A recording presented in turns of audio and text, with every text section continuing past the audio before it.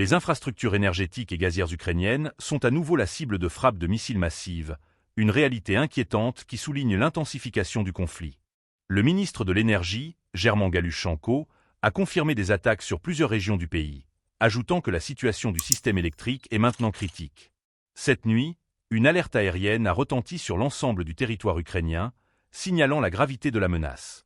Des explosions ont été rapportées dans des régions clés telles qu'Ivano-Frankivsk, Kharkov, Poltava, Ternopil, Vinnytsia, Khmelnytsky et la capitale, Kiev. Ces frappes ne sont pas des incidents isolés. Elles s'inscrivent dans une stratégie militaire visant non seulement à déstabiliser l'Ukraine, mais également à frapper au cœur de son infrastructure vitale.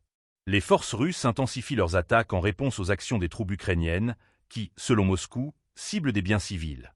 Ainsi, les frappes se concentrent sur des installations militaires, des centres de commandement et des infrastructures essentielles, y compris celles liées à l'énergie et à la défense. Cette escalade des tensions exacerbe une situation déjà précaire, avec des conséquences dramatiques pour la population civile. L'impact de ces bombardements sur le quotidien des Ukrainiens est dévastateur.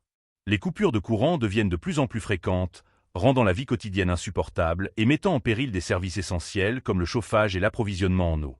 Les habitants des zones touchées vivent dans la peur constante de nouvelles attaques, tandis que les autorités tentent de restaurer un semblant de normalité.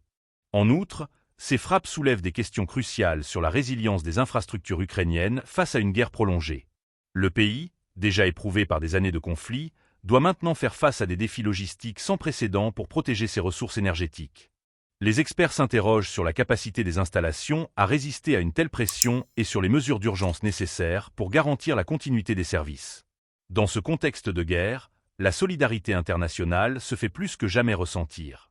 Les pays alliés de l'Ukraine intensifient leur soutien, tant sur le plan militaire qu'humanitaire, offrant une aide précieuse dans la lutte contre l'agression.